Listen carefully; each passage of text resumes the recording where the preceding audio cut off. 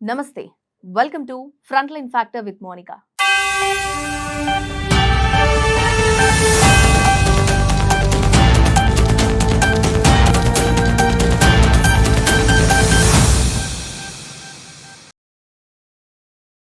South Korea హెచ్చరికతో దిగొచ్చారు Trump. అవును, ఈ విషయం గురించి అప్డేట్ చూద్దాం. సౌత్ కొరియాలో ఏం జరిగింది, ఏం సిచ్యువేషన్స్ అనేది.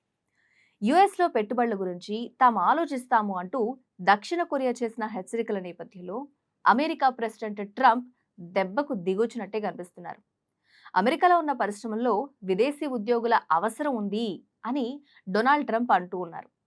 ట్రంప్ అధికారంలోకి వచ్చిన దగ్గర నుంచి అక్రమ వలసల విషయంలో చాలా కఠిన వైఖరి అవలంబిస్తున్నారు. మరి అలాంటి వారిని కాచి వడపోసి బయటకు పంపిస్తూ ఉన్నారు ఆయన. దానిలో భాగంగానే ఈ మధ్య కాలంలో జార్జియాలో 475 మంది అక్రమ వలసదారులను నిర్బంధించినట్లుగా కూడా హోమ్‌ల్యాండ్ సెక్యూరిటీ ప్రకటించడం జరిగింది. జార్జియాలో దక్షిణ కొరియాకు చెందిన హ్యుండాయ్ కంపెనీ ప్లాంట్లో దక్షిణ కొరియా వాసులు అక్రమంగా పనిచేస్తున్నారు అన్న సమాచారం ఆధారంగా ఈ రైడ్ అనేది జరిగింది.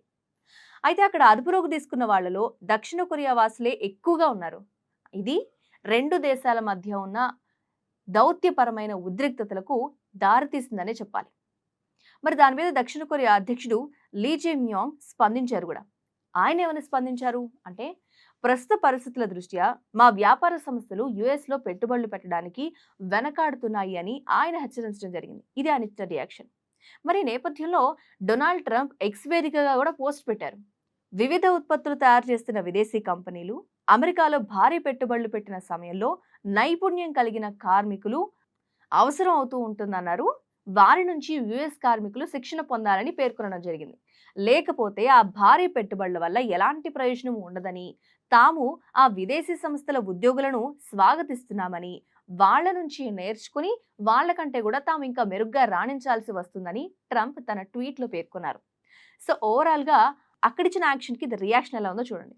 మరి ట్రంప్ ఇంతలాగా దిగజారి రావడానికి దక్షిణ కొరియా అధ్యక్షుడు ఇచ్చిన ఈ వార్నింగే కారణం అని చాలా మంది అంటున్నారు. అది నిజమై ఉండొచ్చా, లేకపోతే ఇది పై మెరుగులేనా?